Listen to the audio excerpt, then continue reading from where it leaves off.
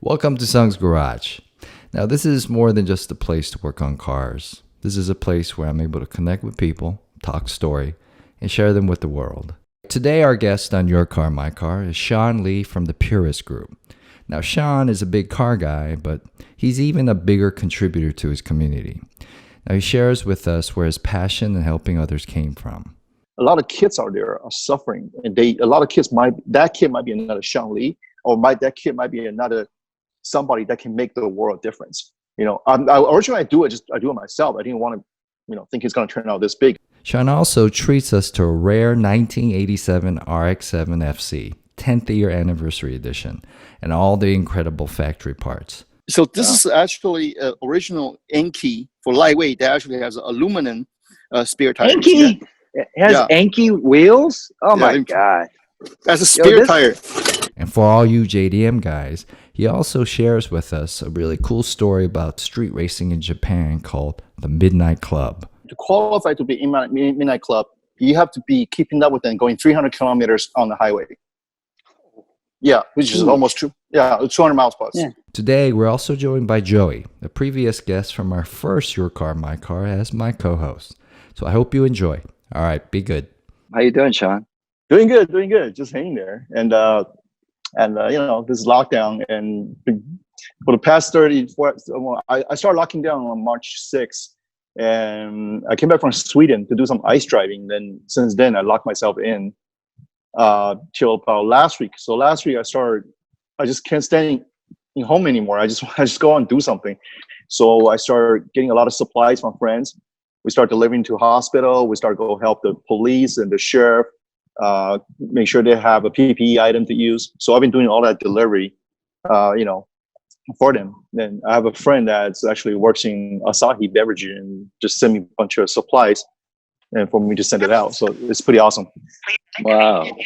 Yeah, that's amazing, man. Using this time to do something positive and make a contribution. You're always doing that, Oh, well. So, where does that come from, Sean? Why do you feel like you always have to be, doing something like that? Like, you're one of the few people I know that, are always so proactive. When I first met you, you meet a lot of talkers in town, and they always talk about doing this and that and being this guy and that guy, but they don't walk the walk. But consistently over the years, I see you always making an effort. So tell us, where does that come from? Where does Zen come from? Yeah, so when I was a kid, first of all, my parents divorced when I was 5. So after 5, my custody belonged to my dad. So my mom left Taiwan and came to the United States. So since 5 years old, I was with my father, and my father is very physically abusive. And we're not talking about just slap on your hand type of abusive. He picked me up on the wall, and I was 5, 6 years old. I remember that. Picked me up on the wall, throw me on the wall, hit me with a pen. So even till today, a lot of my head, it's in different shape because, however, it's been broken many times. So from there on, from 5 to 14, I really, since 5 years old, I never seen my mom again. I really want to see her. I think she can save my life away from my father's. Then she never showed up. So at age 14, my father wanted to remarry another lady, and she just say, "I don't want your son. You want to marry me? You have to get rid of him." So he got rid of me and gave the custody to my mom. My mom, of course, he probably actually paid my mom some money to take care of me. So my mom agreed to do that. So then that's how I came to the United States at age 14. So when I got here, you got to know, my whole life, my hope was actually to see my mom. But later on I found out she was heavily into alcohol. And actually prescription. Well, she has heart conditions and blood pressure conditions. So mix a lot of alcohol with those medications, cause her temper to be, very ups and downs sometimes. And so she's never laid a hand on me, but she's very verbally abusive. So when I got here, after about maybe a few more months, she's already remarried already by that time. Then she told me that the reason why I left you when you were 5 is because I never wanted you. And I was like, that was the biggest thing. I was like, wow. But she's very verbally abusive. She always told me that I'm not worthy, blah, blah, blah, blah, blah. And then what happened is, at age 17, I decided to run away from home because I couldn't take all this. So I went on a street I become temporary homeless. I slept for about maybe about a week and a half on the street. But back in the day, remember, there's no cell phone, there's no beeper, there's no nothing. When you're gone, you're gone. People can only get hold of you at your house, and there's no cars for us. I'm 50 now. We're talking about 35 years ago. So my friend we're supposed to play basketball or tennis every week, saying that Sean hasn't showed up for a week and a half. What's going on? So they start calling my house, and my mom just told them that he took off. So a bunch of my friends start going outside and start looking for me, and they found me. So one friend I have to today, we're still very close friends, took me to his house. Then that's how I started living at his garage on the couch. And from there on, I started looking for jobs. So I was working as a forklift driver, delivery boy. Unfortunately, I had to drop out of school. So I only have even till today, I basically only have a high school diploma. And so what happened is I took a lot of college courses at night, but I have like hundreds of units. I never filed for graduation, but they're all junk units because I'm an Asian. I'm really bad at math, so I couldn't pass. What's above algebra? Trigonometry? Oh, calculus, I think calculus. Yeah. I couldn't do calculus, so I never filed for graduation for college. So after that, I started looking for jobs. I worked at everything from cement factory, dishwasher, waiter.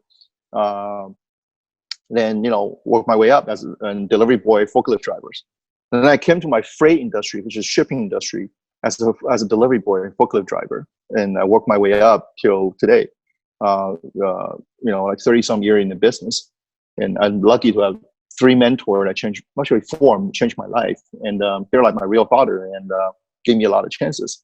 So everything I have today, if it wasn't true, I cannot tell you right now, because on my Facebook and Instagram, I talk about it many times. Everything I have today is out of my 2 bare hands. Not 1 penny is from my parents. So that's basically the story of my past.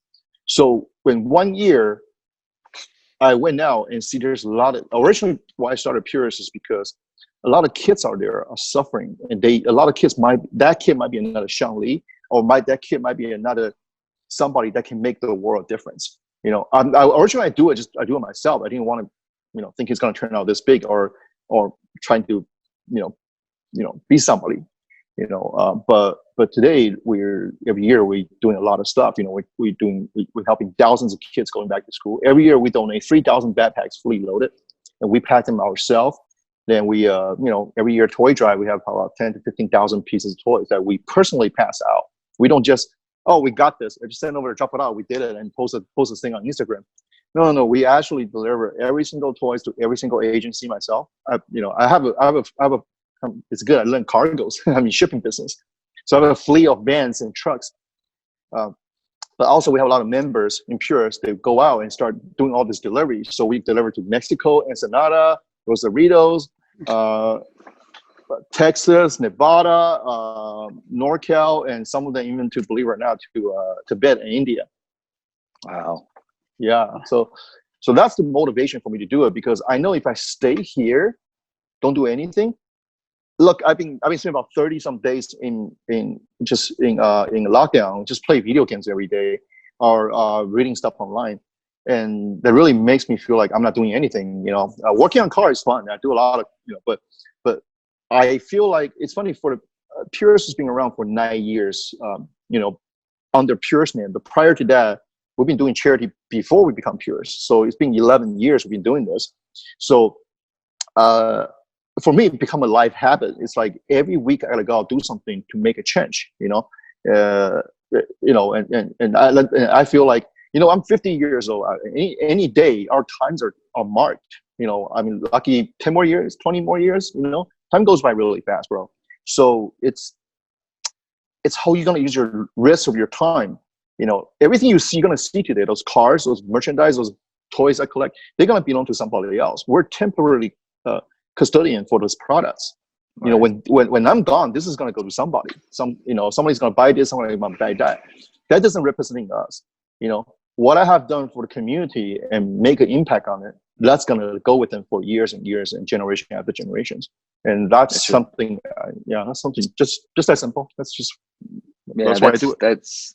that's going to be your legacy, not a bunch of toys that you collected. You know, Mm-hmm. so yeah, that's just going to be transferred to the next person. But the energy that you leave and the impact, life-changing things, hopefully that you can inspire and be a part of. You know, and so that's why, you know, that's why I wanted to talk to you and have you on this podcast, and that's why I wanted Joey to meet Thanks. you. Joey's never met you before, and you know, Joey's energy is good mood dude, just like yourself, and he loves cars. He loves Nissan, so he has a pretty, you know, special car in his garage. But I wanted to show him like the granddaddy collection. And Sean, you have a pretty substantial collection. But first, Yeah. tell us what purist means to you, because that definition, you know, when we have a discussion about it, it could be kind of looked at a negative way, is that, you know, they're very singular in their vision. You know, they don't want aftermarket parts. They want everything original. But what is your definition of purist? Because I think it's evolved into something more modern, you know? So Yeah. So when we started Purist, of course, it's a bunch of hardcore car guys, right? We're race car driver, we're pro drifters or car collectors. And later on I found out the meaning of Purist should be something come from your heart. Your heart has to be pure as a goal in wanting to help other people, you know? And so most people still think Purist Group is actually a car group now. They're kind of wrong, because it's more about we as a car group of people that we can combine our resources and what kind of impacts we can make on kids' life or our community, and you know, and help them. That's what, you know, that's what Purist is all about right now. Cars wise, yes, we do have a lot of amazing cars, man. We have, you know, people that owns multiple Koenigsegg's, Pagani, you know, Zondas, but they all come out and help. You know, the key thing is they're not. A lot of people think they're wealthy. They don't want to come out and help, because that's not true. Because they just haven't found a good platform that make them want to come out and, you know, do it together. And fortunately to say, Purist was actually lucky enough to have all these great people and made it the way it is today. You know. nice. Nice. Yeah, I like awesome. that. I like that. I prefer that definition of purist opposed to, you know, this militant, you know, angry old guy who's going, you can't put, you know, Mazda parts in the Nissan. You can't do a, you know, LS swap, you know, and a lot of Porsche guys are so pure. So there, you know, it kind of makes you feel, you know, like you don't belong. It's some exclusive club. So I'm glad your definition really is something that anybody can identify, and it just comes from here, right? So I'm the guy who used to drive a 1985 Toyota Corolla and, you know, running around, you know, doing a canyon, you know, and you know, we put any motor that's cheap in there to drive, you know. So you know, I believe the car group should treat all car people equal and the same. And because as long as their value means they have to do good, they have to treat people right, they have to actually commit themselves to do something for other people. That's how you become a purist. Not about, oh, my car is better than your car because you put the P37 on your Porsche. Yeah, it's just a car, and that should be a machine. Should be a tool that help us, you know, unite it together and make something happen for others. Beautiful. You know. Yeah. And well said, man. I can't agree any more than what you just said. That's amazing. Thanks. Yeah. Well, let's get to it. Let's start this. Let's see some cars, Sean. All What's right. the first car you want to show us?